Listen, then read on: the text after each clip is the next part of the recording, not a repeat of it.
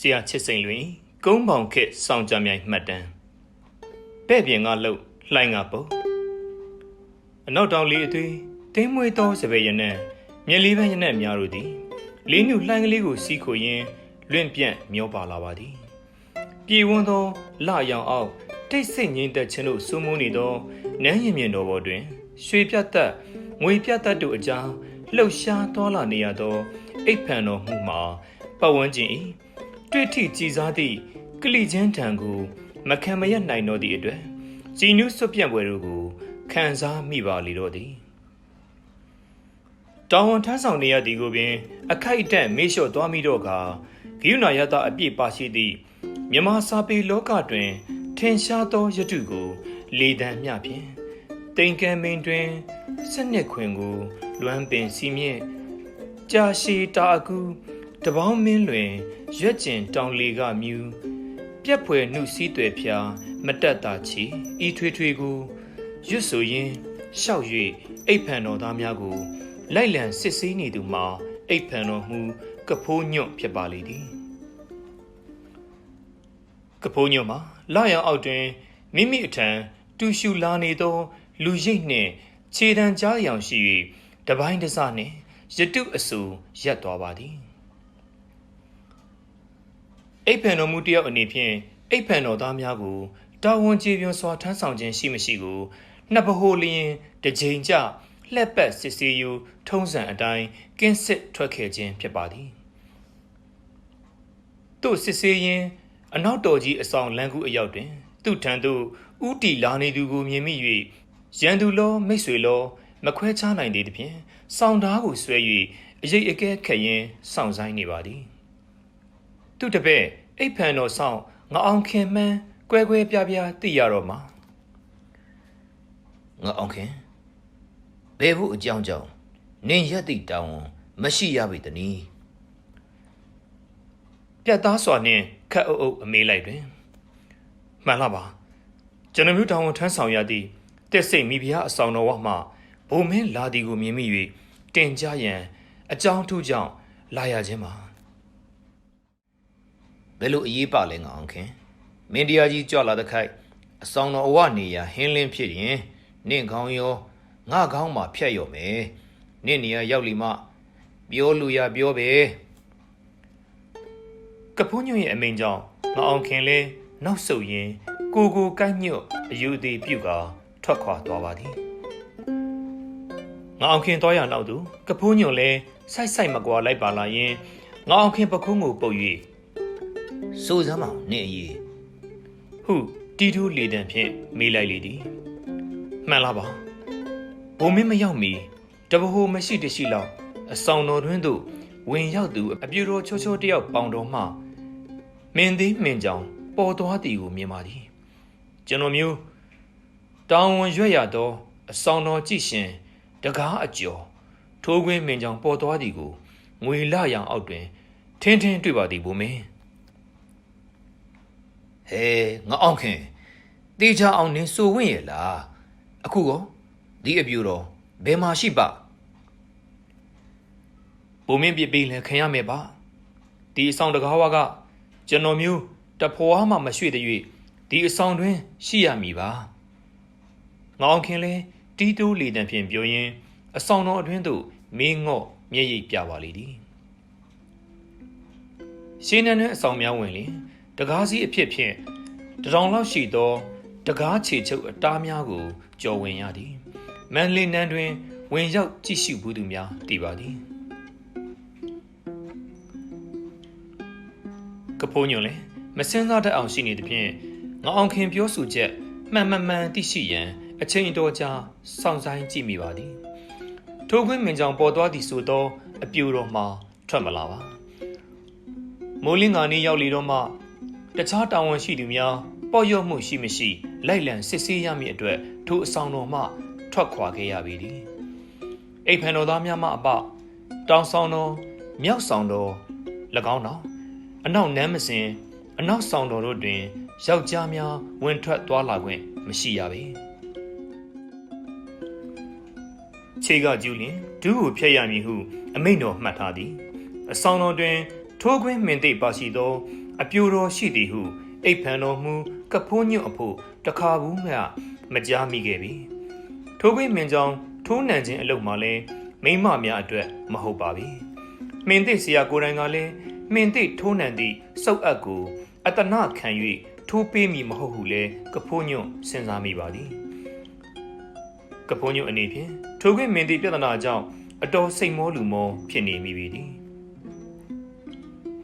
သူသည်အိပ်ဖန်တော်မူမဖြစ်မီယမန်နှစ်စီကကနောင်အိမ်ရှိကိုရိုကြီး၏လူပြူတော်သားတစ်ယောက်ဖြစ်ခဲ့ပါသည်ဘဝရှင်မင်းတရားကြီးဖျားအလိုတော်အရာမင်းကြီးမင်းသားများထံပါခစားနေသောလူပြူတော်သားများနှင့်သူ၏နန်းတော်ကြီးမှလူပြူတော်သားများပါစုစုပေါင်း9ချိတ်နှင့်အဆောင်ရနန်းဦးမိဖုရားကြီးတို့ထံ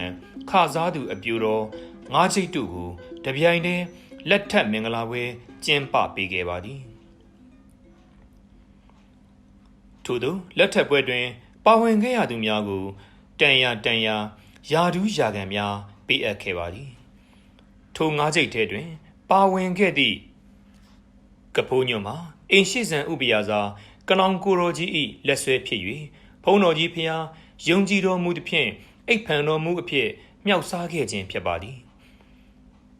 ကဖိုးညွန့်မှာမဟာသွေးမဟာနွယ်မကင်းသောမင်းဆွေစိုးမျိုးတယောက်မဟုတ်ယူမှန်တော်လဲရွှေနန်းတော်ကြီးနှင့်နီးစပ်သူဖြစ်၍နန်းတွင်တွင်10နှစ်သားဘဝကလေးကတငယ်တော်သားကလေးအဖြစ်အမှုတော်ကိုထမ်းခဲ့ပူပါသည်တငယ်တော်ထမ်းဆောင်ရသည့်တာဝန်ဆိုသည်မှာမိဖုရားအဆောင်တော်အတွင်းရှိသည်မိမများနှင့်မအပ်ဆက်သောဝတ္တရားများကိုထမ်းရွက်ရန်ဖြစ်ပါသည်တငယ်တော်များကိုမိဖုရားအဆောင်တော်များတွင်အမှုထမ်းခိုင်းရန်အတွက်နန်းသုံးဆရာကြီးများထံအနှံ့၍ယတုဆိုနီရကန်ဆိုနီကျိုးဘွဲ့ယူရီယာဘောလေတိထက်စသည်တို့ကိုစနစ်တကျတင်ကြားပေးပါသည်အစအနရှိသူများဖြစ်ခဲ့လျင်တငယ်တော်ကလေးများနှင့်အဆက်မီဟုနန်းသုံးဆရာကြီးများယုံကြည်စိတ်ချရသောတူရိယာမျိုး၅ပါးကြေးကျိုးတရီလေးလက်ခုပ်ထဲမှာအ ਨੇ ဆုံးတပားတော့တင်ကြားပေးပါလေသည်ဖြေပြောရန်အသင့်လျော်ဆုံးဟုထင်ရသောစောင်းတီပတလာတီစသောတူရိယာမျိုးတို့ကိုတင်ကြားပေးပါသည်အပြောအဆိုအနေထိုင်မှစ၍နန်းတွင်အသုံးနှုန်းများကိုတင်ပြပေးပါသည်ထိုပညာရည်များတက်မြောက်ပြီးသူများသည်မိဖုရားအဆောင်များတွင်ရှင်ပြုချိန်14နှစ်အရွယ်ခန့်များအထိသာအမှုတော်ထမ်းစေရပါသည်ထိုအသက်အရွယ်ထက်ပို၍မိဖုရားအဆောင်များတွင်အမှုတော်ထမ်းရွက်ခွင့်မရကြတော့ပါထိုဘဝများမှနေ၍အိပ်ဖန်တော်မူရာတို့အထိတိုးတက်လာခဲ့သောကဖိုးညွန့်အဖို့နန်းတော်ကြီးနှင့်နန်းတွင်အကြောင်းအတွင်းသည့်အစဉ်သည့်သိရှိသူဖြစ်ပါသည်ထီတုံနန်းသုံးနီးထုံပေါင်းစုံကိုနှုတ်ငုံရသူပင်ဖြစ်ပါသည်နန်းတွင်တွင်အင်မတန်စီကံကြီးပုံတို့ကိုလည်းစဉ်းစားရင်တတိယလာပါလေသည်အရှိတော်ကြီးအနောက်တော်ကြီးဟူ၍နှစ်ပိုင်းရှိပါလေသည်အရှိတော်ကြီးဆိုသည်မှာဘဝရှင်မင်းတရားကြီးဖျားနှင့်သာဆိုင်၍အရှင်နန်းမတော်မိဖုရားခေါင်းကြီးဖျားတစ်ပါးသာအချိန်မရွေးဝင်ခွင့်ထွက်ခွင့်ရှိပါလေသည်တနည်းဆိုရပါလျင်အရှိတော်ကြီးကိုဘုန်းတော်ကြီးဖျားကြီးစိုးသည့်အတွက်ယောက်ျားများနှင့်သာဆိုင်ပါသည်အနောက်တော်ကြီးမှာအရှင်မိဖုရားခေါင်းကြီးအကမဟိသည်စัจ जा ဒေဝီတောင်နန်းဆန်မိဖုရားစိုးပိုင်သောကြောင့်မိမများနှင့်သာသက်ဆိုင်၍ယောက်ျားများမဝင်မထွက်ရပါမိဖုရားမင်းမိမများနှင့်သက်ဆိုင်သောအနောက်ဝန်အမှုထမ်းများပင်အကြောင်းထူးမရှိဘဲမဝင်ထွက်ရပါအိပ်ဖန်တော်သားများနှင့်အိပ်ဖန်တော်မှုများမှအစရှိသောလုံခြုံရေးတာဝန်ထမ်းဆောင်နေရသူများပင်အဆောင်တော်တွင်သို့လုံးဝဝင်ခွင့်မရှိပါခြေကကျူးလျင်ဒုဖြတ်အမိန့်တော်မြတ်မှတ်၍တားမြစ်ပိတ်ပင်ထားသည့်နေရာတွင်တွေ့ရပါသည်ဆိုသောထိုမှင်ကြောင်ပြဿနာကြောင့်ကဖိုးညွန့်မှာမြေကဲ့သို့ပြုလုပ်ဆောင်ရွက်ရမည်ကိုမသိနိုင်အောင်အကြံအိုက်နေပါသည်ဒီကိစ္စကိုအနောက်ဝန်မင်းထံလျှောက်ထားတိုင်ကြားရမည်လားသို့ဒီမဟုတ်အိမ်ရှိစံကနောင်ကိုရိုကြီးကိုလျှောက်ထားတိုင်ကြားရမည်လားမဝေခွဲတတ်အောင်ဖြစ်နေပါသည်မိမိကိုယ်တိုင်ကိုယ်ကျတင်လျှောက်ဖို့ရမှာလဲသက်ဆိုင်ရာအကြီးအကဲများကကြော်လွန်ရကောင်းလားဟုအပြစ်တော်ရှိမည်ကိုလည်းစိုးရိမ်မိပါသည်မိမိတင်လျှောက်ချက်ကိုအရေးမယူဘဲနေတော်မူ၍ တစ်စိမ့်အဆောင်တော်မီပြားကြားသိ၍အမျက်တူမီကိုလည်းစိုးရွံ့ရပြန်လေသည်ဒီအတိုင်းဥပက္ခပြုလျက်လျူရှုထားရမည်ဆိုပြန်ကလည်းရွှေနားတော်အရောက်ဒီသတင်းပေါက်ကြားသွားပါလျင်မိမိကိုပင်စိတ်တော်ခုပေဦးမည်မဆိုစကောင်းဆိုစကောင်းကြံရပါဟုထင်မှတ်မှားပြန်ပါလျင်ကွက်မြက်ခြင်းခံရမည်ကမဟုတ်ချမင်းခယောက်ျားပြီးပြီနီးရဓားကိုကြောက်ရသဖြင့်ချွေးစည်းများပင်ပြန်လာပါလေသည်ညအိပ်ဖန်တော်သားများကိုစားနေခင်းလက်တောင်ဝန်လူလဲများရောက်ရှိလာချိန်ထိကဖိုးညွတ်မှာမိကဲ့သို့ပြုမှုဆောင်ရွက်ရမည်ကိုမဆုံးဖြတ်နိုင်သေးပြီနေခင်းဆောင်အမှုကိုတောင်ဝန်များလွှဲပြောင်းအနှံပြီး၍တရီတမောအိရင်စဉ်းစားပြီးမှလှုပ်တင်ရာရာကိုပြုတ်လုပ်တော့မည်ဟုဆုံးဖြတ်ချက်ချပြီးပြန်လာသည်တို့အပြင်ဘောင်းတော်ဆောင်မှထွက်၍မှန်နှန်းစနုဆောင်ဖြတ်လျက်မှန်နှန်းဆောင်တော်ဘက်သို့ကူးဝင်သွားသောပင်တလဲမြို့သားကြီးဦးရွှေမောင်ကြီး၏နောက်ပိုင်းကိုမြင်လိုက်ရတော့မှပင်တလဲစားကြီးမှတဆင့်ဘဝရှင်မင်းတရားကြီးဖျားရွှေနားတော်အရောက်တင်ရလျင်ကောင်းမီကိုသဘောပေါက်သွားပါသည်ဦးရွှေမောင်ကြီးဝင်ရောက်သွားသည့်မှန်နှန်းဆောင်တွင်သို့အတော့နှင်၍လိုက်သွားပါလေသည်ဦးရွှေမောင်ကြီးကိုတွေ့ရသဖြင့်ကဖိုးညွန့်ကလည်းယူသေးစွာဒူးတုပ်ပြီးဦးမင်းကိုတန်ကြားရမည့်ကိစ္စအထူးရှိပါ၍ခွင့်ပြုတော်မူပါအလိုအိပ်ဖန်တော်မူပါလားဘလို့အရေးခင်းနဲ့ကြုံကြရသည်လေကျုပ်ကိုပြောရမှကျုပ်နဲ့သက်ဆိုင်တဲ့ပါဆိုရင်လဲပြောပါပြီမှန်လားပါမနေ့ညတကောင်မတိုင်မီတဘူလောက်အလိုတွင်အိပ်ဖန်တော်သားငါအောင်ခင်စောင့်ရှောက်နေရသည့်တစ်စိတ်မိဖုရားကြီးအဆောင်တော်နန်းတွင်သို့မင်းသိထိုးခွင်းပါတသူအပြူတော်တယောက်ဝင်းရောက်သွားသည်ကိုတွေ့ရကြောင်းပါဝန်မင်းကဖိုးညင်လျှောက်ထားချက်ကိုကြားရတော့ပင်တလဲစားဥရွှေမောင်ကြီးမှာရုပ်ချီးစကားမပြတ်နိုင်သေးပဲအတန်ကြာစဉ်းစားဟန်ပြုပြီးမှစိတ်ဝမ်းချချရှိရပါမလားအိပ်ဖန်မှုရဲ့ကျုပ်အနေနဲ့ကမင်းတရားကြီးဖျားကိုရွှေနားတော်အရောက်ဝင်လျှောက်ဖို့ဝင်မလေးလှပေမဲ့စစ်ဆေးလို့မမှန်တော်မူဘူးဆိုရင်အိပ်ဖန်တော်မှုကိုအမျက်တူနေပါမယ်မှန်လားပါငါအောင်ခင်ဟာယူသားပြီးတာဝန်ကြီးချေသူတယောက်ဖြစ်ကြောင်းကျွန်တော်မျိုးသိတပါသူအသက်ထက်ဖုံးတော်ကြီးဖျားရဲ့အဆက်တော်ငှက်ကွက်လို့ကျွန်တော်မျိုးတိုင်ကြားခဲ့ခြင်းပါအင်းဒီလိုစိတ်ဝမ်းချချရှောက်ထားဝန်တပါဆိုရင်လဲအိပ်ဖန်တော်မူအလိုတိုင်းရွှေနားတော်ကိုချက်ချင်းဆိုသလိုတင်းလိုက်ပါမယ်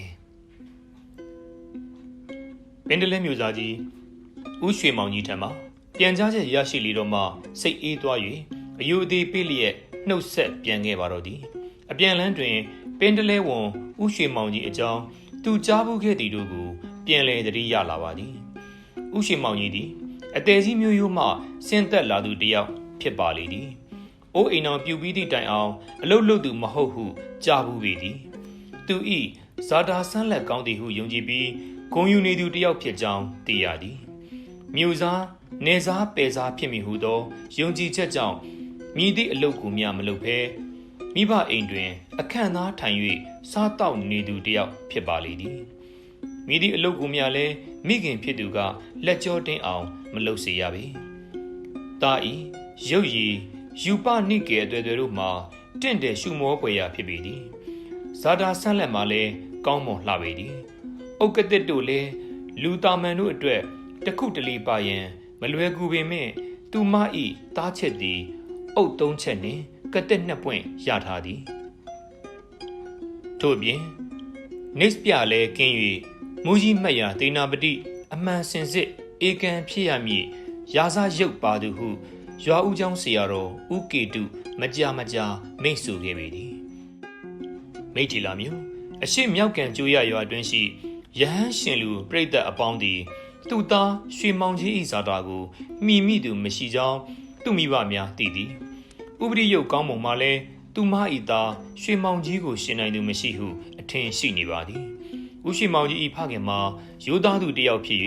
အေးချမ်းစွာနေလူသူတို့တဘာဝအတိုင်းအလုတ်လုတ်သူမှသာကြီးပွားမည်ဟုသောအစွဲကြောင့်တားနေပုံထိုင်ပုံကိုသဘောမကျပေ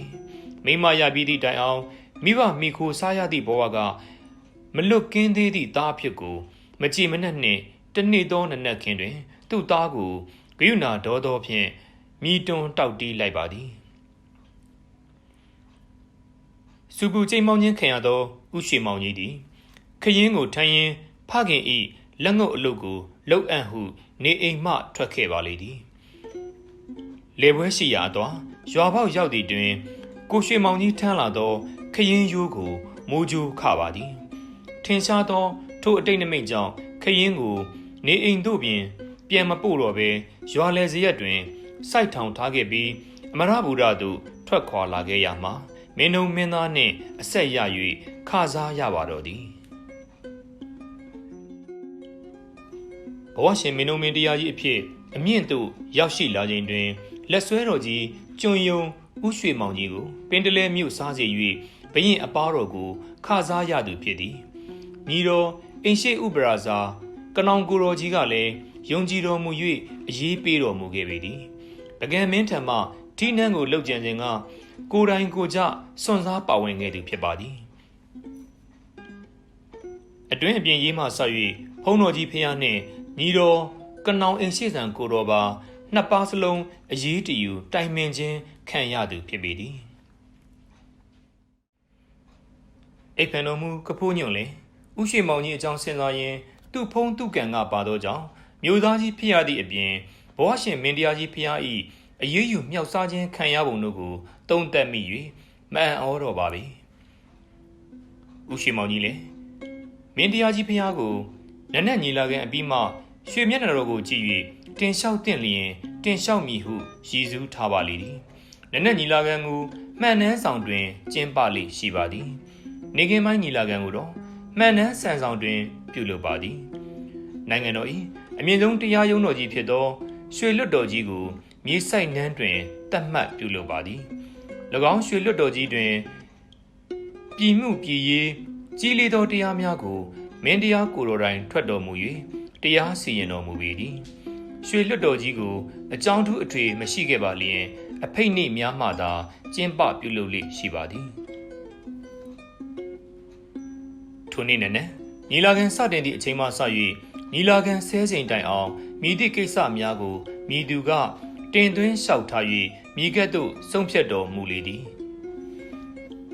မိသည့်ဝန်ကြီးကမိကဲ့သို့အမိန့်တော်ချမှတ်သည်တို့ကိုဥရွှေမောင်ကြီးလုံးဝမကြားမိပါ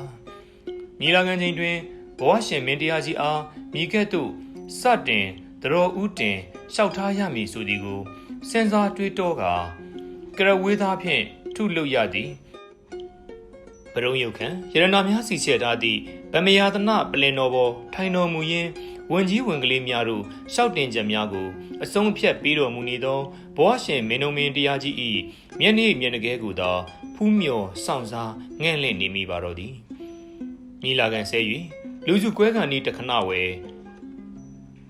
တောင်ဆောင်တော်အကမဟေသည်စัจ java ဒေဝီမိဖုရားကြီးစိန်နှုံးမိဖုရားအပါဝင်အလဲနန်းတော်စင်ပြူမရှင်မိဖုရားနှင့်လောင်းရှည်မိဖုရားတရစိမ့်မိဖုရားတက်ပန်းမိဖုရားစသောမိဖုရားကြီး6ပါးတို့ထုံးတမ်းစင်လာတိုင်းအခစားဝင်ရောက်ကြပါလေသည်ထိုမိဖုရားကြီးများအခစားဝင်ရောက်ချိန်တိုင်းတွင်မင်းခယောက်ျားမူမတ်တေနာပတိအတွင်းဝင်ကြီးဝင်ကလေးများပါမကြံတဦးတယောက်မျှမရှိစေရပါတာရည်သမီးရေးနှင့်ကိုတော်ဤအတွင်းရေးတော်များကိုလျှောက်ထားရသည်ဖြစ်၍မိသူမျှထိုညီလာခံတွင်နေခွင့်မရှိပါပြီပင်တလဲဝန်ဥရှိမောင်ကြီးမှာလက်သုံးတော်ကြီးအိမ်တော်ပါငယ်ကျွန်းရင်းတယောက်ဖြစ်၍တကားမရှိအဆောင်တော်အတွင်းအချိန်မရွေးဝင်ထွက်စေအမိန့်တော်ရသူဖြစ်သည်ဖြင့်သာမထွက်မူပဲခါစားလျက်ရှိနေပါသည်မိဖုရားကြီးများခါစားလျှောက်ထားအရေးစုတများအကြားမှာဘဝရှင်မင်းတရားကြီးဖျားသည်တယောက်တည်းတည်းခါစားတော်မူနေသောအိမ်တော်ပါလက်ဆွဲတော်ကြီးဥရွှေမောင်ကြီးအားတွေ့ရှိတတိချက်မိတော်မူသည်ဖြင့်အလိုဘင်းတလဲသားလက်ဆွဲတော်ကြီးငရွှေမောင်ကြီးပါလားဝိသေသထူးဟန်ရှိသည်ပါအခါစားတော်ထူးသည့်အကြောင်းရင်းကိုတင်းလျှောက်ခွင့်ရှိသည်မောင်မင်းဘဝရှင်မင်းတရားကြီးဖျား၏မိန့်တော်မူတန်ကြားကြသောအခါ အဆောင်ရနန်းရမိဖုရားကြီးချုပ်တို့မှာတိုင်ပင်ထားပြီးတကဲ့သို့ပင်တလဲသားကြီးဥရွှေမောင်ကြီးရှိရာသို့တပြိုင်တည်းခေါင်းငှဲ့ကြည့်ကြပါလေသည်အချို့သောမိဖုရားကြီးများ၏မျက်မှန်တော်အဝင်ခံကောင်းခံရမည်ကိုဥရွှေမောင်ကြီးသိလင်ကစားမှန်လားပါဘဝရှင်မင်းတရားကြီးဖေဟာနှစ်ကိုယ်တော်တိုင်ကြားရှောက်တင်တော်မူရန်အကြောင်းရှိပါသဖြင့်ကျွန်တော်မျိုးငန့်လင့်လျက်ရှိနေကြောင်းပါဖေဟာအိမ်ထူးသည်ဆိုသည်ပငါအားတင်လျှောက်မိအရေးအခင်းအတွက်ပန်းခုံတော်မှစောင့်စီငမောင်ကြီးဗျာဒိတ်တော်မြတ်အတိုင်းပါဖေဟာဟုတ်ဥရွှေမောင်ကြီးလည်းပြန်လဲလျှောက်ထားရင်းပန်းခုံတော်ဆောင်သို့ဥတီထွက်လန်းသွားပါသည်ပန်းခုံတော်ခမ်းမဆောင်ရှိတလွန်တော်နဘေးရှိထိုင်နားနေရာမှစောင့်ဆိုင်း၍မကြာမီကာလအတွင်းဘဝရှင်မင်းတို့မင်းတရားကြီးကိုတော်ထီထီကြွချီတော်မူလာ၍တလွန်ညောင်ဆောင်ပေါ်ထိုင်တော်မူရင်းလက်သုံးတော်ကြီးငမောင်ကြီးတင်လို့သမျှတင်ဖို့ငါခွင့်ပြုသဗျမှန်လားပါဘုန်းတော်ကြီးမြတ်တော်မူလာသောမင်းတရားကြီးဖရာ၏တစ်စိတ်မိဖုရားအဆောင်တော်တွင်ယမန်နေ့ညပိုင်းပေါင်မော်တွင်ထိုးကွင်းမှင်ကြောင်ပါရှိသောနန်းတွင်အပြူတော်အသွင်ဝစ်စင်ထားသူတူကျူးကျော်တော်မူကြောင်းပါဖရာဥရှိမောင်ကြီးတင်လျှောက်တန်ကြားနာရပြီးမျက်နှာတော်မตามရာဖြစ်သွားလျက်အခိုက်အတန့်စိတ်ငြိမ်သွားရမှာဘယ်ပုံဘယ်နည်းသိရသည်ပါဘာပြုမဲ့တဘာတဲ့နှောင်ရိုးတဲပြီးရှေ့တော်မတွင်းခဲ့သည်နီငမောင်ကြီးရဲ့မန်လာပါအိပ်ဖန်တော်မူငဖိုးညွတ်ဤအိပ်ဖန်တော်သားငါအောင်ခင်စုတသူအိပ်ဖန်တော်ဝန်ထမ်းရွက်ဆဲညတကောင်မတိုင်မီတဘိုးအလူထိုအပြူတော်အတွင်ဝစ်စင်ထားသည့်သူမှာအဆောင်တော်ဝင်ကြီးရှင်တကားအကျော်တပေါင်းပေါ်၍ထိုးကွင်းမင်သည်မြင်တွေ့ရကြောင်းတင်လျှောက်ပေးပါရန်အိပ်ဖန်တော်မူကနက်နက်ညီလာကမဆမီအလားတော်ရှိကြောင်းပါဖေဟာဒီလိုဖြင့်ငါကိုရမြတ်အမိန်တော်နဲ့ဒီမိဖုရားပေးရပြီးသားအဆောင်အနန်းတို့ကိုတိမ့်ရုပ်၍အိမ်နှိမ့်ဆန်ထားစေစစ်မေးပြီးကျူးကျော်တသူကိုဖမ်းဆီးအားပေးတသူအညီအကူပန့်သူအဆက်အနွယ်ဝင်တသူအားလုံးကွက်မြက်စေမင်းတရားကြီးဖျားလဲအမိန်တော်မှတ်၍ထိုအမှုကိုပင်တလဲမြို့သားကြီးဥရှိမောင်ကြီးအားအာနာကုံနှင့်အပ်လျက်မျက်နှာတော်လွှဲသွားပါတော့သည်တို့ဖြစ်၍ဥရှိမောင်ကြီးမှာအမိန်တော်ကိုတုံးလျက်မြို့တော်ဝန်ကိုပြဲတိုက်တော်သို့စောလျင်စွာလာရောက်ရန်ဆင့်ခေါ်လိုက်ပါသည်ဥရှိမောင်ကြီးလည်းပြဲတိုက်တော်သို့တွားရောက်ပြီးနောက်အိပ်ဖန်တော်မှုနှင့်အတူအိပ်ဖန်တော်သားငါအောင်ခင်ကိုပါလာရောက်ရန်ခြေမြန်တော်လွှတ်ပြန်ပါသည်မကြာမီတွင်ရှေ့စဉ်နောက်ဆက်ဆိုသလိုအိပ်ဖန်တော်မှုမြို့ဝန်မင်းနှင့်အိပ်ဖန်တော်သားငါအောင်ခင်တို့ပါဆိုက်ရောက်လာကြပါသည်ဥရှိမောင်ကြီးကိုဘရင်မင်းမြတ်ကတစ်စိတ်မိဖုရားကိစ္စနှင့်ပတ်သက်သမျှကိုအာနာကုံအနှင်း၍မျက်နှာတော်လွှဲသွားတော်မူသောကြောင့်မိကဲ့သို့ပြုလုပ်ဆောင်ရွက်ရမည်ဖြစ်ကြောင်းတို့ကိုမြို့တော်ဝန်မင်းအားအကြံဉာဏ်တောင်းလို၍အမိန့်တော်ကိုသုံး၍ဆင့်ခေါ်ရခြင်းဖြစ်ကြောင်းဥရွှေမောင်ကြီးကရှင်းလင်းပြပါသည်ပင်တလေစားကြီးရဲ့ဒီအတိုင်းဆိုရင်ဖြင့်ကျုပ်တို့အနေနဲ့တစ်စိတ်မိဖုရားကြီးထံအရင်သွားကြရမယ်ဒီကိစ္စကိုအိပ်ဖန်တော်မှုကကိုယ်တိုင်ကိုကြမြင်သသူငါအောင်ခင်သာကျုပ်တို့နှင့်အတူပါလိုက်ရင်ဖြစ်သည်ပါအေးကောင်းတာဗျာဒါမှလည်းကျုပ်တို့မိဖုရားကြီးထံမှပေးရပြီးသားအဆောင်အနန်းတို့ရုပ်သိမ်းမိန်လဲဆောင်ရွက်ပြီးဖြစ်မှာပေါ့ဘယ်သူဘယ်ဝါရဲလို့လဲစစ်မေးတော်မူကြတာပါဒီလိုဖြစ်ရင်ကျုပ်လက်ယုံသွေးတောက်မောင်ပေါက်ကိုတက်စိတ်တစ်ခုနဲ့ကျူးကျော်သူကိုအရအမိဖမ်းဆီးပြီးအနွယ်အခင်းတွေကိုချုပ်နှောင်ဖို့စီစဉ်ပါမယ်ပင်တလေသားကြီးသာတစ်စိတ်မိဖုရားအဆောင်သွားနှင့်သည်ပါဟုတ်ပြောဆိုမှားထားပြီးမြို့ဝန်မင်းလည်းပြဲလိုက်တော်မှာမြင်းကိုအတော့နှင်ကသူဤလက်ယုံသွေးတောက်ကြီးမောင်ပေါက်ကိုအမှုကိစ္စစီရင်ရန်စေခိုင်းဖို့အိမ်တော်သို့အရောက်ပြန်ပါလေတော့သည် ဥရှိမောင်ကြီးနဲ့ငါအောင်ခင်ပါတက်သားအချုပ်ခေါ်ယူလျက်အနောက်တော်ကြီးမှတစ်စိတ်မိဖုရားအဆောင်တော်သို့တွားကြပါသည်ဥရှိမောင်ကြီးတို့လူတိုင်းရောက်သည်ဆိုလျင်ပင်ခါစားလျက်ရှိသောမိဖုရားကြီး၏အပြူတော်တစ်တိုက်မှာလှုပ်လှုပ်ရှားရှားဖြစ်သွားပါလေသည်တစ်စိတ်မိဖုရားမှာလည်းမျက်နှာတော်ပြက်ပြက်နှင့်ပင်တလဲမျိုးသားကြီးရဲ့ဘယ်လိုအကြောင်းကြီးအတွက်ဒီကိုလာရသည်လဲမှန်လားပါဘဝရှင်မင်းတရားကြီးဖရာကြီးအမိန့်တော်ကိုဥထိတ်ရွက်ပန်းလျက်အရှင်သစ်စိတ်မိဖရာကြီးကိုအနှင်းချီးမြှင့်တော်မူသောအဆောင်အနမ်းတို့ကိုရုပ်သိမ်းရပါမည်ဖရာတစ်စိတ်မိဖုရားနှင့်တကွာအဆောင်တော်တွင်ရှိနေကြသောအထိန်တော်အချော့တော်အပြိုတော်များအားလုံးအံ့ဩထိတ်လန့်ကုန်မိသည်အလိုဒီသူတော်အကြောင်းချင်းဖြင့်အဆောင်အနမ်းတို့ကိုတိတ်ရွတ်တော်မူကြောင်းသိစမ်းမရစေမျိုးသားကြီးမှန်လားပါခြေကကျူးလျင်ဒူးဖြတ်ရန်အမိန့်တော်မှတ်ထားသည့်အဆောင်တွင်သို့ထိုးခွင်းမင်းကြောင့်ပါရှိသူအပြိုတော်အတုနှင့်ကြည်ပြူတော်မူကြောင်းဘဝရှင်မင်းတရားကြီးဖရာကြားသိတော်မူ၍အမျက်တော်ရှာပါသဖြင့်သေရပြီးသားအဆောင်အနမ်းတို့ကိုရုပ်သိမ်း၍အိမ်နှိမ့်နှံဖြစ်ထားရှိရပါမည်ဟုအမိန့်တော်မှတ်ပါသည်ကျူးကျော်သူကိုလည်းပေးအပ်ရမည်ပါ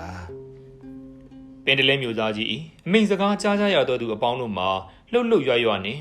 တယောက်မျက်နှာတယောက်ကြည့်ပြီးတိတ်ဆိတ်နေကြပါသည်ထိုခိုက်ဝဲမြို့တော်ဝန်ကြီးနှင့်သူ၏လက်ယုံသွေးတောက်ကြီးတို့အဆောင်တော်အတွင်းဝင်ရောက်လာကြပြီးနောက်ပင်တလဲမျိုးသားကြီးဗျာဘဝရှင်မင်းတရားကြီးဖျား၏အမိန်တော်ကိုမိဖုရားကြီးအားပန်ကြားပြီးတော်မူပါစားမန္တပါဒီနယ်ကြောင့်ကျုပ်တို့လာရခြင်းပေပါမှန်လားပါဒီလိုရေခင်အတွက်ကျွန်တော်မျိုးကြီးလက်သို့ကျူးကျော်သူကိုပေးအပ်တော်မူပါအရှင်မိဖုရားကြီးဖေဟာအတန်းကြာတိတ်ဆိတ်နေကြပြန်ပါသည်အပြိုတော်တချို့ဤရှိုက်တန်တဲ့သာခမ်းမဆောင်အတွင်မှလှုပ်ရှားတဲ့အဖြစ်ထွက်ပေါ်လာနေပါသည်မြို့ဝန်မင်းကပင်ဆက်လက်ပြီးအရှင်မိဖုရားကြီးကျွန်တော်မျိုးတို့လက်ဝဲသို့ကျူးကျော်သူမပေးမအပ်ရှိကြောင်းဘောရှင်မင်းတရားကြီးဖျားရွှေနန်းတော်ပေါက်ကြားတော်မူပါလင်မိဖုရားကြီးအသက်တော်ပင်စိုးရင်ရကြောင်းပါဖျားငမောင်ကြီးလက်ဝဲသို့အရှင်မိဖုရားကြီးအနေဖြင့်ကျူးကျော်သူမပေးမအပ်ခဲ့ပါလင်အမိန်တော်မြတ်အတိုင်းအဆောင်တော်အတွင်းနေညမဟုခါစားတသူအထိန်အရာနှင့်အချော့တော်ပြူများအားလုံးတေမိတ်တေတံမှတ်၍ကွက်မြက်ခြင်းခံရမည်ဖြစ်ကြောင်းပါဥရှိမောင်ကြီး၏စကားအဆုံးတွင်တစ်စိတ်မိဖုရားကြီးမှာမနေတာတော့ပဲအထိန်မမများနဲ့အချော့တော်ပြူများနဲ့မပတ်သက်စေခြင်းမကျူးကျော်တဲ့သူမှာမြို့မြောက်ပြင်ဂေါတိရာရာမကြောင်းနိုင်မှဆရာတော်ကြီး၏တပည့်သားမောင်မျက်စံဖြစ်တဲ့ပါမျိုးသားမင်းကြီးတို့မိဖုရားကြီးမိတ်ဆွေချက်အကြတိုင်းကျောင်းနိုင်ဆရာတော်ဖရာကြီးတပည့်သားဖြစ်နေသည့်ကြောင့်ဘယ်သို့ပြုရအံ့မင်းတလဲစားကြီးဖရာကျုပ်တို့ဝမင်းတို့သည်ဘဝရှင်မင်းတရားဖရာဤအမိန်တော်ကိုဥထိတ်ရွက်ပံမလွန်ဆန်ဝန်းကြပါမိသူရင်ဖြစ်ပါစေအနွယ်အခင်တို့ကိုကုံစင်အောင်စစ်မေးရှင်းလင်းပေးရမည်ပါမိဖုရားကြီးနှင့်အပြိုတော်အချော့တော်တို့ဤရှိုက်ငိုတန်တို့မှာတဖြည်းဖြည်းနှင့်တိုးရမှကျဲရမှစုညံအတန်းထွက်လာပါတော့သည်သူနှင့်မြို့တော်ဝင်မင်းလဲလက်ယုံသွေးတောက်ကြီးတို့လှည့်၍သွေးတောက်ကြီးအမရဌာနီရ၌ရှိသောဂေါတိရာယာမတိုက်သို့တွား၍သတင်းသုံးနေသောယဟန်သာမဏေကပ္ပိယကျောင်းသားပါမကြံစေရကျူးကျော်သူငမြတ်ဆန်နှင့်အဆက်အသွယ်ရင်းသားသူများရှိကယဟန်ရှင်လူမရွေးအမြန်ဆုံးဖမ်းဆီးထောင်သွင်းအကျဉ်းချုပ်ထားပြန်ပါလေဟုမြို့ဝင်မင်းအမိန်ပေးပြီးနော်သွေးတောက်ကြီးလဲအဆောင်တော်တွင်မှထွက်ခွာသွားပါတော့သည်မိဖုရားကြီးလဲစန္ဒယာတလွန်ထက်မှာပင်အထိန်တော်ကြီးအားမမခင်ဖွားမြင့်အဆောင်တော်တွင်မှဘွားရှိမင်းတရားကြီးဖရာ၏ရှင်းမြင့်ပေးသနာထားသောမိဖုရားတို့နှင့်အဆက်ပိုင်ဆိုင်သောပစ္စည်းများဟုပင်တလဲစားကြီးလက်ဝဲသို့စည်ရင်နှင့်တကွလာရောက်အနံဆက်တာပါအထိန်တော်ကြီးခင်ဖွားမြင့်ကပင်မှန်လားပါသခင်မဖရာအဆောင်ရနေရတို့ပိုင်ဆိုင်အပ်သောပစ္စည်းများကိုသာဆိုလိုရင်းဖြစ်ပါလျင်အရှင်မိဖုရားပိုင်ဆိုင်သောပစ္စည်းအများကြံရှိပါလိမ့်မည်ဘ ဘောရှင်မင်းတရားကြီးဖျားစုတော်ချထားပေးသနာရထားတော်မူသောရွှေငွေရတနာဗန္နာပစ္စည်းများကိုမိကဲ့သို့ပြုပြင်စီရင်ရမည်ကိုမိန့်တော်မူပါဖျားမမခင်ဖွားမြည်မိဖျားမှာအမျက်တော်ရှာလို့မျက်နှာတော်မလားဖြစ်နေသည်မြရွှေငွေဗန္နာဥစ္စာပစ္စည်းများသည်ပတော့မြတောင့်တမမောဝယ်မရှိပါမင်းကြီးလက်ဝဲတာအနှံပါမိဖုရားကြီးအမိန့်တော်စကားအစုံတင်တလဲမျိုးစားကြီးသည်ဂိယူနာတက်သွားမိပါသည်မိဖုရားကြီးဟုသာပြည့်ညက်တတ်မှတ်ထားတော်လေသူ့သမီးအရွယ်လုံမလေးတာယုံမျှရှိသေးသောနုနယ်ပြည့်ရွယ်သူတို့မောက်မားတတ်သောသဘောကိုရိပ်စားမိသည့်ကြောင့်မသက်ဆိုင်သောပစ္စည်းသည်ဘဝရှင်မင်းတရားကြီးအတွက်မဟုတ်ကြောင်းကိုအထိန်တော်ကြီးရှောက်တင်ချက်သည်တင့်မြတ်လှပါပေသည်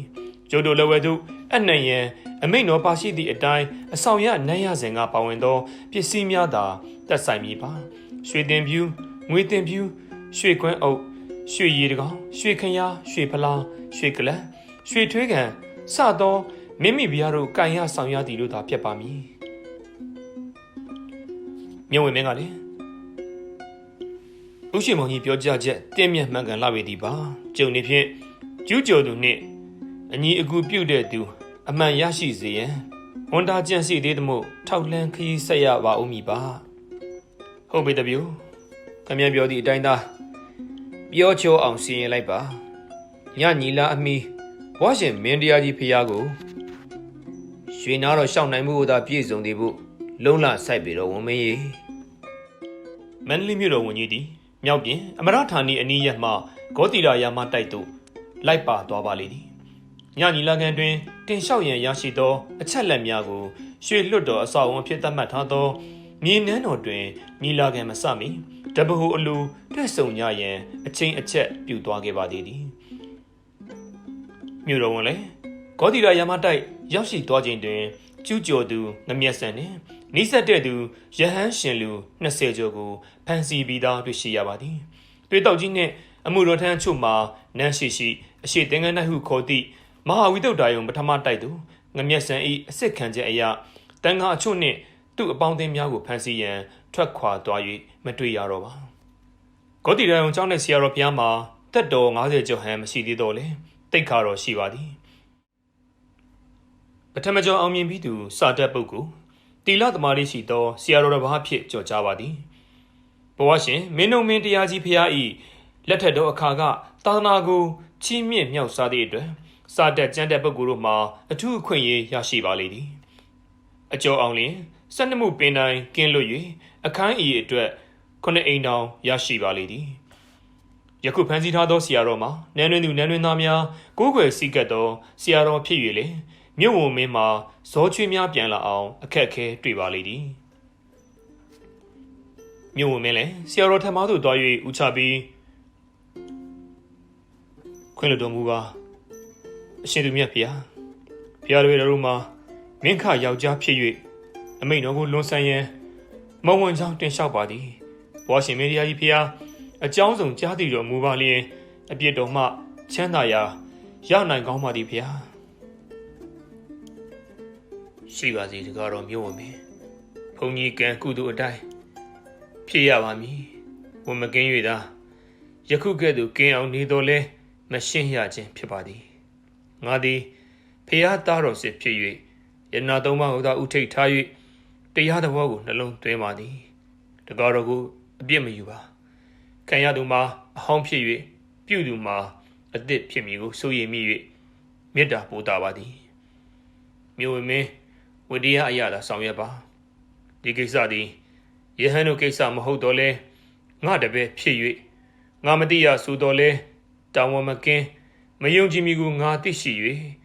စိတ်နေဝေသည်တကားတော့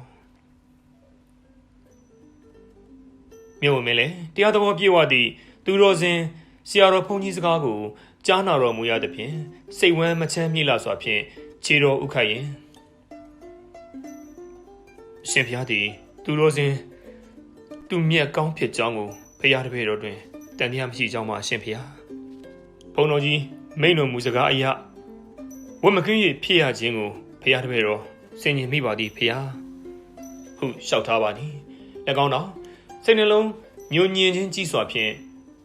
မြို့ဝင်မင်းလည်းဘီလိုလဲပေါ်သို့တက်ရောက်ရင်းပြန်လဲထွက်ခွာသွားပါလေသည်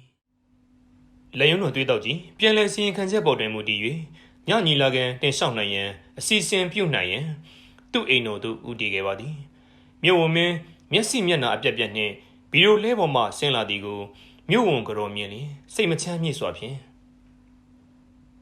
လုံကလေးတို့ဘာပါဖေဟာစိတ်ဝမ်းတော်မသားမျက်နှာမလှသည့်ဝိသေသထူးချောင်းကြမ်းကန်ရှိတော်မူပါစားမိမိငယ်စိုးရင်တဲ့လို့ကျုပ်တွင်မဖြစ်ရိုးပါဒါပေသည်ကျုပ်ထမ်းရွက်ရသည့်အမှုတော်အသက်တာအတွင်းဒီလောက်စိတ်ဝမ်းတော်မညွတ်အဖြစ်ဆိုးလာသည့်အမှုမျိုးမကြုံတွေ့ဘူး၍မျက်နှာမလှခြင်းမှမိမိငယ်လုံကလေးတို့ဘာပါဖေဟာစိတ်တော်ညူအလိုတော်မကြသည့်ကိစ္စမှာပြည်တွင်ရေးရာပုံစားချနာတသူရှိလီတော်မူသောကြောင့်ပေလားတလုံးမဟုတ်ပဲလုံကလေးတို့ဘာအပေါ်ဘဝရှင်မင်းတရားကြီးဖေဟာစိတ်ဝမ်းတော်မချအလိုတော်မကြရွေပြီလားမိတ်ဆိုပြီးမှသိရမည်ပါမြို့တော်ဝန်လည်းလှုပ်လှုပ်ရှားရှားအမူအရာဖြင့်ဒီလိုမဟုတ်ဘူးပါမိမိငယ်ပြောရမှာမသိလျောလျက်ပေါ်သည့်အရေးအတွက်တစ်စိတ်မိဖုရားအရှုပ်ဆက်ကြောင့်ထေရဝါဒဆရာတော်အကျော်မြုပ်မြောက်ပြင်ကောတိရာယာမကျောင်းတိုင်ကိုတော်ပါဝင်ရဟန်းရှင်လူတို့ကိုကွက်မြက်ရမည်အရေးကြောင့်တွေးမိ၍စိတ်ဝမ်းတော်မအေးဖြစ်ရသည့်ကြောင်းပါမိမိငဲ့ဝင်ကြောကြီးလေမြို့မင်းဆိုချက်စကားကြောင့်ရှင်မက်ကိုလက်ဖြင့်ဖိခဲ့ရင်မြတ်စွာဘုရားကဲတော်မူပါကောတိရာယာမဆရာတော်ကြီးမှာအကမေဒီတောင်တန်းဆန်ဆက်ကြဒေဝီမိဖုရားခေါင်းကြီးအစာကျန်တဲ့အကျော်တီလာတိတ်ခါတော်တို့ဖြင့်ပြည့်စုံသည်မို့နန်းရင်းသူနန်းတွင်သားတို့ကိုးကွယ်စိတ်ကက်မစဲတဲတဲရှိနေသည်မှာမြို့တိရက်တိဖြစ်သည်ကိုမှကြုံပါလေလုံကလေးတို့ဘာပါရဲ့ဒါဟာကြောင့်ကျုပ်ဘဝတောင်ဝန်ထမ်းရွက်စဉ်ခရီးမှာမတွေ့မကြုံဘူးသည်မို့မျက်နှာတော့မလှစိတ်ဝမ်းတော်မကြရခြင်းမှာမိမိငဲ့ညညီလာခံအမီလက်သုံးတော်ကြီးပင်လေသာဥရွှေမောင်ကြီးမှတဆင့်တင်ကြားရလေအပြစ်တော်သာပေါ့ရော့လာတန်ကောင်းပါမိမိရဲ့မြို့တော်ဝင်မင်းလည်းတက်ပြင်းတန်ရှေ့ရှေ့ချရင်အထက်ပါစကားကိုဆိုလျက်စင်ဝင်မော်တွင်ခြေပြစ်လက်ပြစ်ထိုင်ပါတော့သည်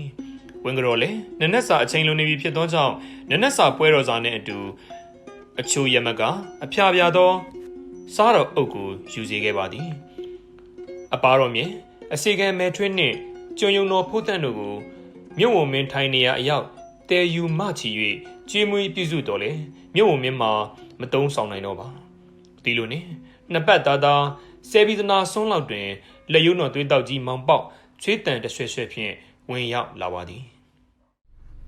မြို့တော်ဝန်မင်းအမိန်တော်ဖြင့်ကျွန်တော်မျိုးကြီးတစ်စိတ်မိဖုရားကိစ္စနှင့်သက်ဆိုင်သူအလုံးဖမ်းဆီးထောင်သွင်းအကျဉ်းချထားပြီးဖြစ်ပါကြောင်းမြို့ဝန်မင်းလည်းမျက်ခုံးပင့်ချီလျက်သွေးတောက်ကြီးအားဒီကိစ္စဟာဖြင့်ဖုံတော်ကြီးဖုရားအမိန်တော်ကြောင့်ဆောင်ရွက်ရပါမယ်သွေးတောက်ကြီးဟာကျုံနေဖြင့်အတော်စိတ်မချမ်းမြေ့ရသည်ပါဝတရားဆောင်ရွက်ရမှာတပည့်တောင်းဝန်ကြည်ပါမှဆရာစိတ်ဝမ်းသာပြီမယ်မဟုတ်လားဒါကြောင့်ပါမင်းတရားကြီးစိတ်တိုင်းကြစေဖို့မောင်တို့ကျုပ်တို့ကြိုးစားနေရသည်ပါမှန်လားပါကျွန်တော်မျိုးကြီးလည်းအမိတော်ကိုဥထိတ်ပန်းရွက်ရသည့်အတွက်လှုပ်ဆောင်ရပါမယ်ကိုတီရာဆရာတော်ဘုရားမှာအကျော်စင်ရနှင်ဖြစ်သည့်ပြင်ကိုယ်ွယ်စိကတ်သူများမှာလည်းမြို့တော်ကြီးအတွင်းနဲ့နန်းတွင်သူနန်းတွင်သားလူကြီးလူကောင်းများတာများကြသပါအခုအရေးခင်းကြောင့်သွေးတောက်ကြီးဖမ်းဆီးချုပ်နှောင်၍ဆင်မေးရန်ယဟန်တန်ကတော့ဘဏ္ဍပါလူဘယ်နှယောက်ရှိသနည်းငမျက်ဆန်းကူဘလို့အကြောင်းနဲ့နန်းတွင်ရောက်လာရသည်ကိုလည်းမင်းတရားကြီးဖျားတိလူတော်မူပေမဲ့သွေးတောက်ကြီးရဲ့ကျွန်တော်မျိုးကြီးတို့အမိန်တော်ဖြင့်ဖမ်းဆီးစကပင်ငမျက်ဆန်းဖြောင့်စုအစ်စ်ခံပြီးဖြစ်ပါသည်အလွာထက်တွင်ရေးဆက်ပြီးမြုံဝင်မင်းထံတင်ရန်အသင့်မှာငမျက်ဆန်းမှာလူလုံးလူရက်ခက်ပြက်ပြက်ရှိပေမဲ့ရုပ်ရည်ချုံမော်လှပသူဖြစ်ကြောင်းမှာမြုံဝင်မင်းကျုပ်ကိုယ်တိုင်စင်မေးရအောင်မည်ဗျာဘ ဘောရှင်မင်းတရားကြီးဖျားအရေးနဲ့ပတ်သက်နေတာသူဖြစ်တဲ့မှုငယ်လူများနဲ့လွှဲအပ်ထားလျင်အမှုတော်ထမ်းပေါ့ရော့ပေတယ်လို့ရွှေနန်းရှင်ကြီးကထင်မှတ်เสียရှိပေတယ်မဟုတ်လားမှန်လားပါကိုယ်တိုင်ကိုကြစစ်ဆေးရန်တင်လှသည်ပါဓမ္မစီကံယဟန်တန်ခါတာမဏေ၃ချိန်2ပါးရှိ၍လူဝိကြောင်6ယောက်တွင်နန်းတွင်သူ2ယောက်ပါဝင်ကာပေါင်း3ချိန်8ပါးရှိပါသည်မြို့ဝင်မင်းကျုပ်ကိုယ်တိုင်ငမျက်စံကိုစစ်မိပါကျန်အနွယ်အခင်များကိုတော့သွေးတောက်ကြီးကိုယ်တိုင်မိကဲ့သို့ကူပန့်သည်အားပေးအားယူပြုသည်ကိုကြကြစိတ်စိတ်စစ်ဆေးပါပြီမဆိုင်တသူအပြစ်မယူစေပါနှင့်သွေးတောက်ကြီးငမျက်စံကိုထောင်သွင်းအကျဉ်းချထားရှိသည်ဖြစ်၍မြို့ဝင်မင်းစစ်ဆေးလူဝါကမိသည့်နေရာခေါ်ဆောင်လာခဲ့ရမည်ကိုမိန်တော်မူပါညာညီလာခဲ့အမိတင်ရမည်ဆိုပါကအချိန်တော်နဲလှပေကပြီမြို့ဝင်မင်းဟုတ်ပြီသားပြုကျုပ်တို့မလဲဒီရေးကိစ္စတွေးနေရသမို့နေတောင်အတော်ကြလာပါပြီ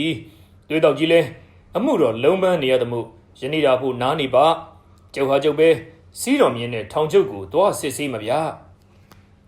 တွေးတော့ကြီးလေမြို့ပြင်တွင်နေထိုင်သူဖြစ်ဖြင့်၄ချက်တီအမိပြန်ထွက်ရပါမည်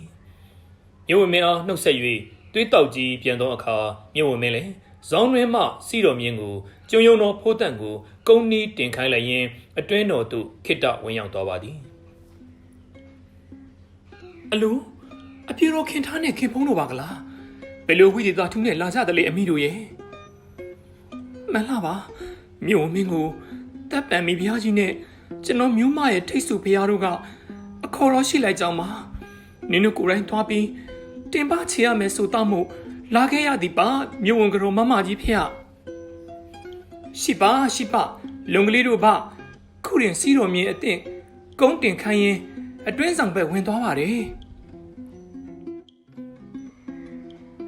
မကြမီထွက်လာသောမြို့ဝင်မင်းလဲနန်းတွင်၌တကူးထွက်သောမိဖုရားကြီးများ၏အပြေတော်ကြီးများကိုတွေ့ရ၍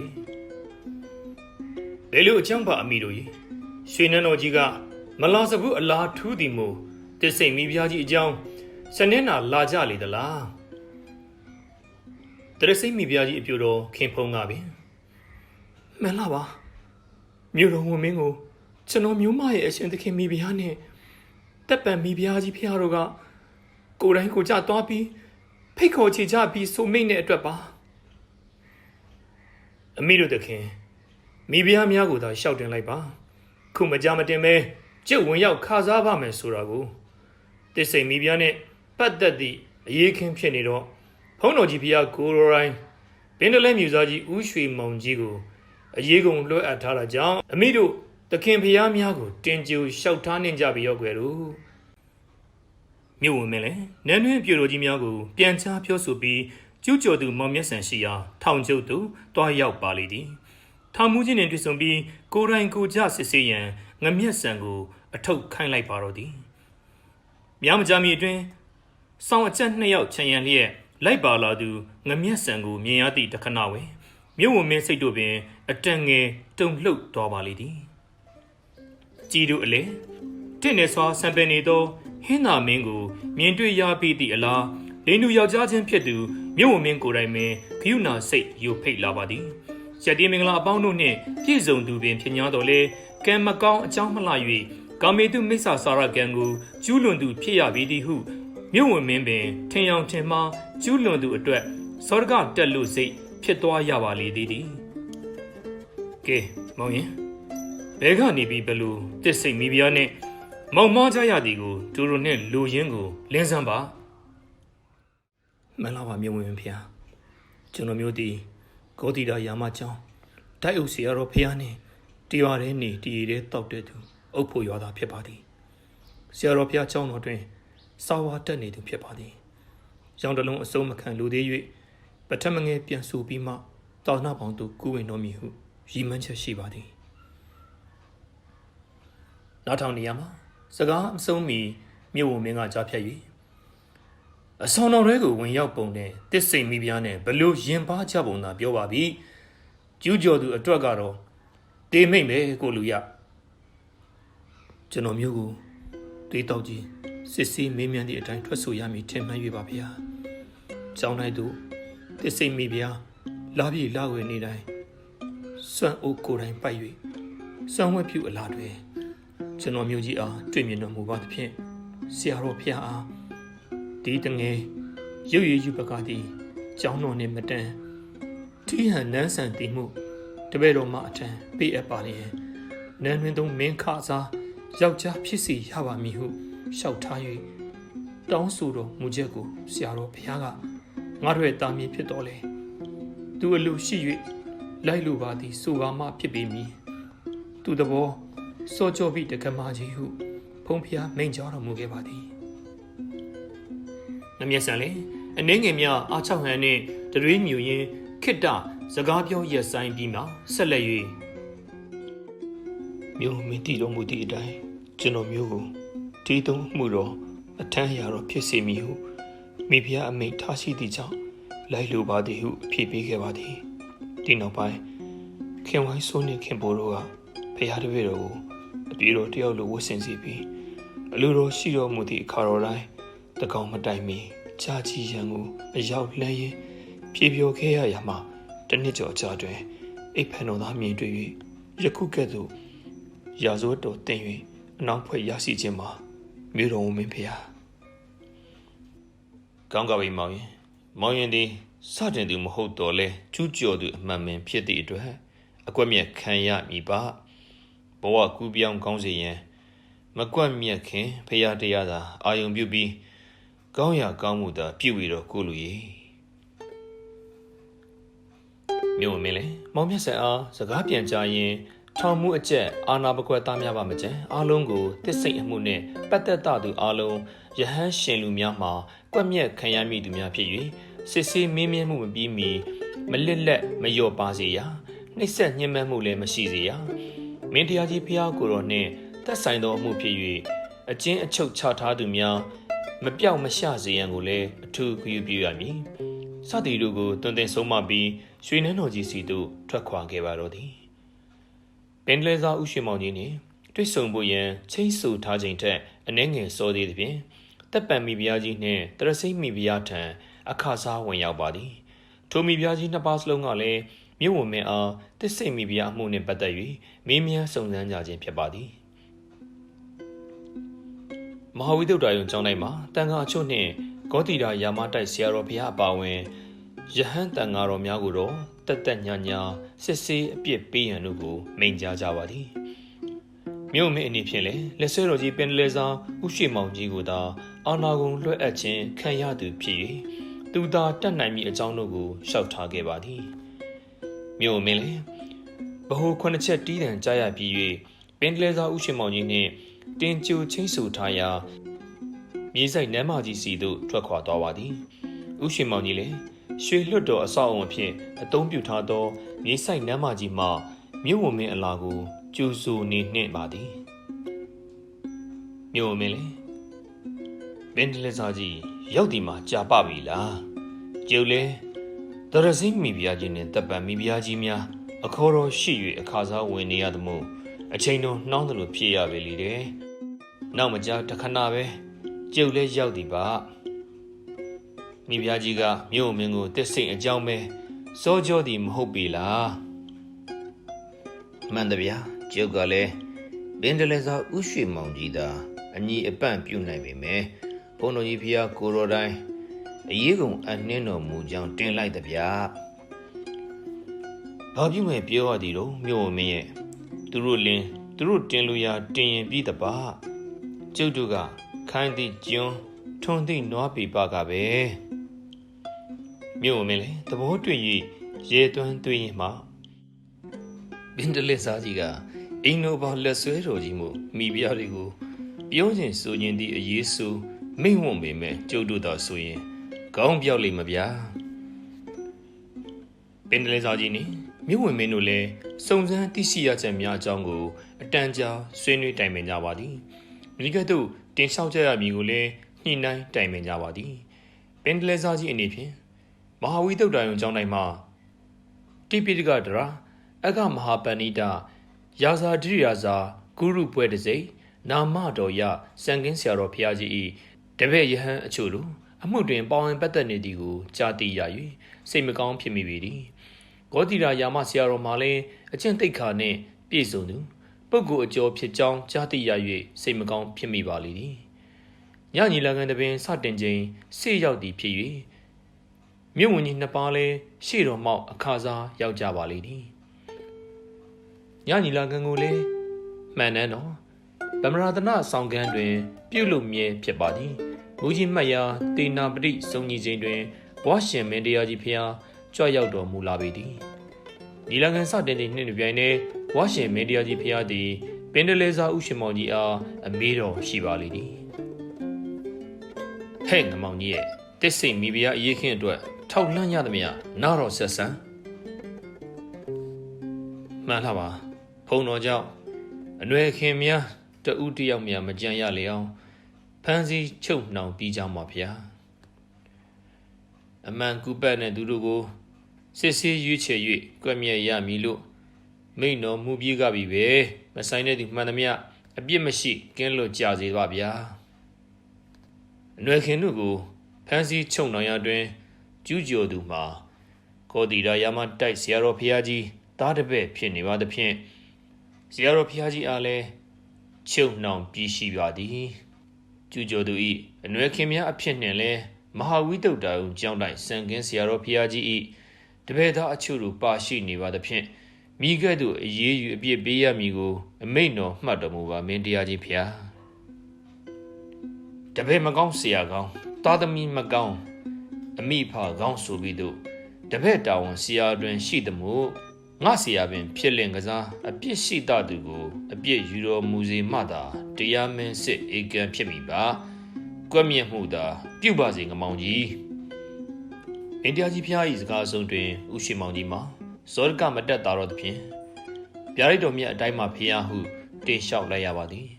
တစ်စိတ်အရေးကိစ္စပြီးပြက်ပြီးနောက်ညီလာခံတွင်ပြည်ရင်းပြည်ပအရေးတို့ကို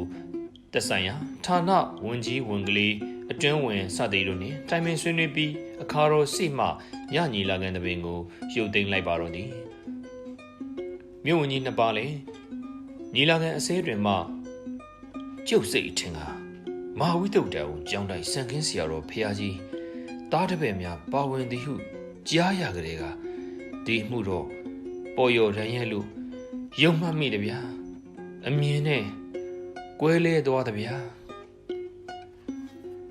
ဟုတ်တယ်ဗျာပင်တလေစာကြီးမှတ်မိတယ်လို့ဟောဒီရာယာမဆရာတော်ဆိုတာလေရုပ်တုမိဖုရားကြီးများရဲ့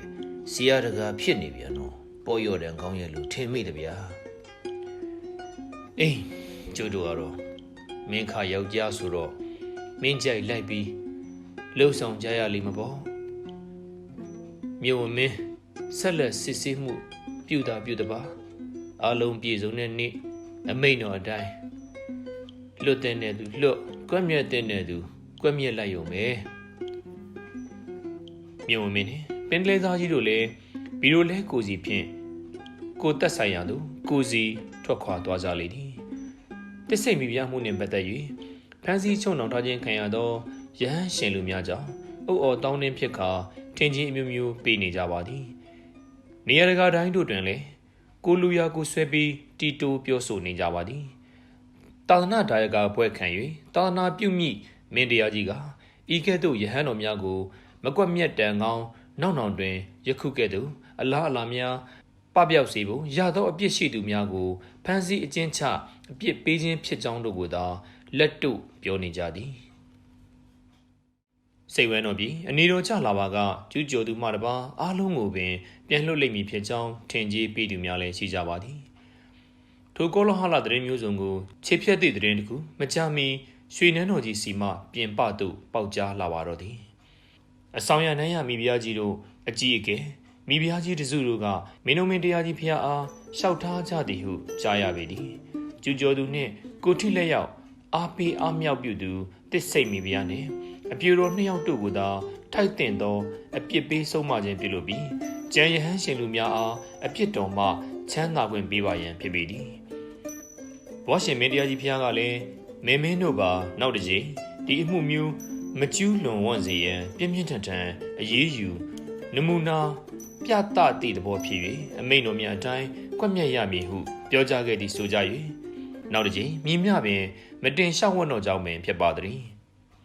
ရာဇဂုရုဘွဲတစိတ်တော်ရာသူဓမ္မဆရာတော်ဘုရားကြီးများဖြစ်သည့်တင်္ဂစာဆရာတော်ဘုရားကြီးပင်တွားရောက်မေတ္တာရက်ခံခဲ့သည်ကိုမင်းတရားကြီးဘုရားကတိတ်ဆိတ်နေခဲ့သည့်အတွက်လက်လျှော့ပြန်ခဲ့ရပေသည်ထိုသတင်းများတို့ကြောင့်နန်းတော်အတွင်းဩဇာညောင်းသည်ဆိုသောဗမော်ဆရာတော်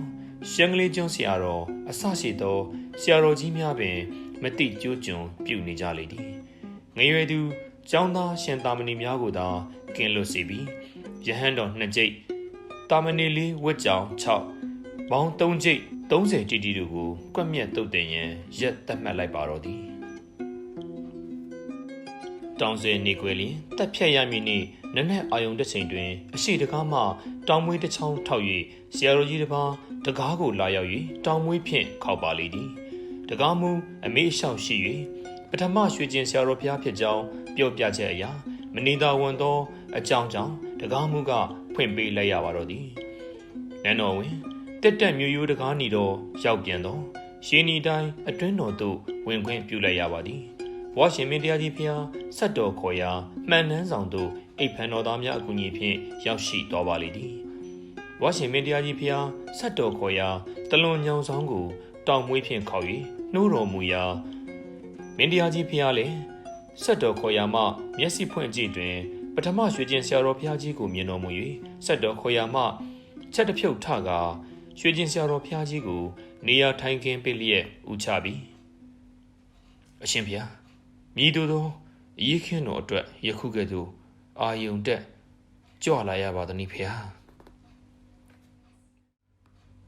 တကားတော့မင်းတရားကြီးအတွက်လာခဲ့ရပါသည်တကားတော့ဒီမင်းသားဘဝငါနဲ့အတူရှိတဲ့ငါအားသာသနာဝန်ထမ်းဆောင်၍သာသနာကိုစောင့်ရှောက်တော်မူပါဖရာတပည့်တော်လည်းသာသနာကိုပြုစုနိုင်သောမင်းအဖြစ်ရအောင်ကြိုးပမ်းပါပြီဟုငါအားရှောက်တင်ထားခဲ့သည်ကိုမှတ်မိပါသေးပြန်လောမှန်လားပါဖရာတပည့်တော်ရှောက်ထားချက်အတိုင်းသာသနာကိုပြုစုနိုင်သောမင်းဖြစ်ရရှိပြီးသည့်နောက်အရှင်ဖရာနှင့်အတူသာသနာကိုပြုစုလျက်ရှိကြောင်းပါဖရာသာသနာကိုပြုစုသည့်မင်းဖြစ်ခံယူသူကသာသနာကျိုးတည်ဖို့မဲ့ယဟန်တော်တန်ဃာတော်များတို့ကိုကွက်မြက်ရပါသလောသူ့ပြစ်ကိုကို့ပြစ်ဘောက်မဲ့ပြုရမည်နီတကားတော့မင်းတို့မင်းတရားကြီးဖျားလေအတန်ငယ်စဉ်းစားတော်မူပြီးနောက်ရှောက်တင်လိုက်သည်အရှင်ဖျားဘာကိုအလိုရှိပါသနည်းဖျားငါလိုရှိသည်မှာသာသနာတိုးတက်ထွန်းကားဖို့ပင်ဖြစ်ပေသည်တကားတော့ထို့အတွက်သာသနာပြုစုမည့်ယဟန်ရှင်လူအလုံးကိုလွတ်စေလူသည်တကားတော့လွတ်စေရပါမည်ဖျားလွတ်စေရယုံဖြင့်မပြီးပြနိုင်သေးတကားတော့သူတို့ကောင်းတို့ကိုပြစ်မှားမိသောအပြစ်တကားတော့တွင်ရှိနေပေသည်တို့အတွက်အကျဉ်းချခံရသောယဟန်တော်အလုံးအပြစ်မှကြေချောအောင်တိစီဝရိတ်သင်္ကန်းများဖြင့်ငါရှိတွင်ယခုပင်ကြောပါလေတကားတော့မှန်လားပါဗျာယခုပင်လွတ်စေ၍စွမ်းတော်များကျွေးမွေးဆက်ကပ်၍တိစီဝရိတ်သင်္ကန်းတော်များလှူဒန်းပါမည်ဗျာဟုတ်ဂရိပေးရပါလေသည်မင်းတရားကြီးဖျားလေရွှေကျင်ဆရာတော်ဖျားကြီးအားဆွေတော်ဆောင်တွင်ပင့်ဖိတ်၍အာယုံဆွမ်းကပ်ပါသည်ဆွမ်းဖုံးပေးနေတခိုက်အချုပ်အကျဉ်းချခံရဟန်းတော်များအားလုံးနှင့်လူဝတ်ကြောင်များသည်အမိန်တော်ဖြင့်မင်းတရားကြီးဖျားနှင့်ဆရာတော်ဖျားကြီးစီရာသို့ရောက်ရှိလာပါလေသည်ထိုပုဂ္ဂိုလ်တို့ကိုမြို့ဝန်ကြီးနှစ်ပါးဗီဒီယိုလှည့်ဖြင့်ပင့်ဆောင်ခေါ်လာခြင်းဖြစ်သည်ဘွားရှင်မင်းတရားကြီးဖျားလည်းပထမရွှေကျင်သာသနာပိုင်ဆရာတော်ဖျားကြီးအလိုအတိုင်းစွမ်းများလှုပ်ကြွေးဆက်ကပ်ပြီးနောက်တိစီဝရိတ်သင်္ကန်းများလှူဒန်း၍အပြစ်မှကြေချောအောင်တောင်းပန်ရပါသည်ထို့သည်နောက်တရင်300ကျောင်း၌အတီးတီးအရောက်လိုက်လံပို့ဆောင်ပေးလိုက်ရပါတော့သည်ထိုနေ့မှစ၍ဘွားရှင်မင်းတရားကြီးဖျားလှေကြီးပေါ်လှေငယ်တင်ပဲ့ပြင်ငါလှုပ်လှိုင်းငါပုတ်လာရသောအရေးခင်းအတွက်မမိမလျော့နိုင်ပဲဖြစ်ပေါ်လာရသည့်အကြောင်းချင်းအရာတို့ကိုကြည်ညက်စွာအပြတ်မြတ်အလန့်လန့်သုံးသပ်ပါသည်စစ်စီကြည့်ပါသည်ဖြစ်ခဲ့သည်များသောအဖြစ်တို့၏ဇင်းမြင့်အကြောင်းကိုချင့်တွက်တော်မူသည် မိဖုရားတစ်ပါးရရှိခံစားအပ်သောအခွင့်အရေးနှင့်အာဏာစည်းစိမ်ဥစ္စာနှင့်မင်းချမ်းသာတို့ကလောကတွင်နှိုင်းရှင်တုပမရနိုင်လေသောလောကီစည်းစိမ်ချမ်းသာတို့ပင်မဟုတ်ပါလားသို့ပေမဲ့ထိုအရာတို့ထက်ခုံမင်တွေ့တာမမောစွာဖြင့်အသက်ကိုစွန့်ဝတ်လောက်အောင်ဖြစ်ပေါ်လာရသည့်အဖြေတို့ကအဘယ်နည်းထိုအဖြေကိုမင်းတရားကြီးဖျားတွေးပြီငါသည်ရည်မိတဲ့နှင့်ပြည့်ရှင်မင်းဖြစ်ချေ၍ငါလူတော်ရှိတော်မူတိုင်းပြည့်စုံရသည်ကြီးပဲငါသည်နုနယ်ပြုံးမြစ်စေအချိန်အရွယ်ပင်ရှိနေစေပင်ငါဤဆွမ်းမကားဖြင့်ဒင်းတို့ခံစားလိုသောလောကီစည်းစိမ်ကာမဂုဏ်ရမတ်ကိုညံတော်ဖတ်၍ငါ၏မိဖုရားအပေါင်းတို့အားအလိုတော်ပြည့်ဝစေအံ့ဟုကျိန်းဝါတော်မူတယ်ငယ်ကျွန်းလက်ဆွဲတော်ကြီးဥရှိမောင်ကြီးအားငါမိဖုရားများအဆောင်တော်နန်းကို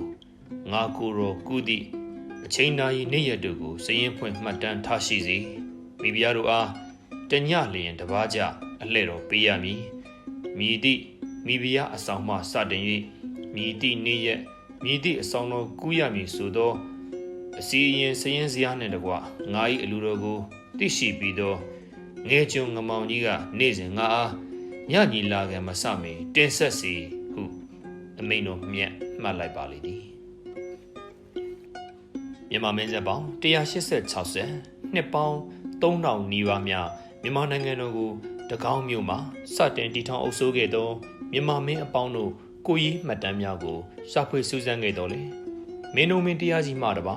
မိဖုရားအဆောင်တော်ကူမှတ်တမ်းထားရှိခဲ့သည်ဟုမကြားဘူးမတွေ့ဘူးမိပါ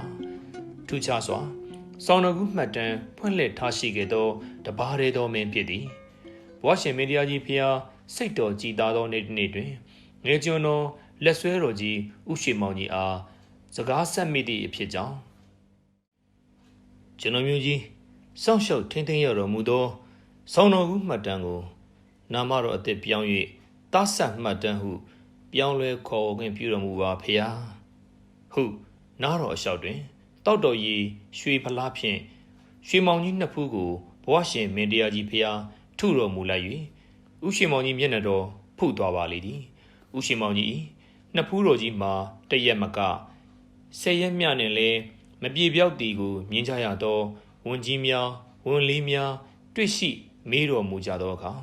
ဥရှိမောင်ကြီးကမင်းတရားကြီးဖျား၏စောင်းကြမြိုင်မှတ်တမ်းအရေးအသားချွတ်ယွင်းချွတ်ချော်မိသည်ကိုအပြစ်တော်ယူကရွှေဖလားတော်ဖြင့်အထုခံရသောကြောင့်နှစ်ဖူးတော်ဖုရခြင်းဖြစ်ကြောင်းမင်းမြတ်စုံသန်းသူများအားပြန်လည်ပြောကြားတိုင်းတတော်သောရေကြတော်ဟု၏ထိုနေ့ထိုရက်ထိုချိန်ခါမှဆ၍တညလျင်တဆောင်ကြကူးတော်မူသောဘဝရှင်မင်းတရားကြီးဖျားအား63ပါးမျှရှိသောမိဖုရားများက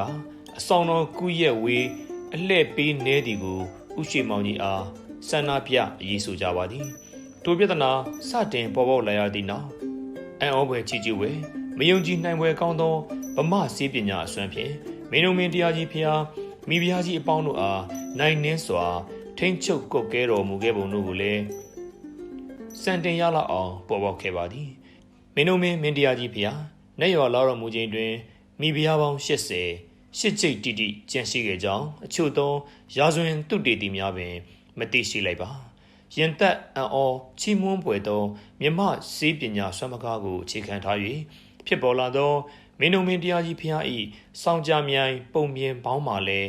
အရာမကအထောင်မြလောက်ပင်မှတ်တမ်းမတင်ရသေးပဲလူတွေတွင်တဝဲလေလေဖြင့်ရှေးစကားအဖြစ်ကြံရှိနေရသေးသည်တို့ကိုအခွင့်ရလျင်စာဖတ်သူများကိုစုဆောင်းတင်ပြပေးနိုင်ရန်ကြိုးစားပါမည်အကြောင်းတရင်ကောင်ပါရင်ပဲ့ပြင်ကလှုပ်လှိုင်းကပုံသားဆက်မှတ်တမ်းကိုဏီကုံချုပ်လိုက်ပါသည်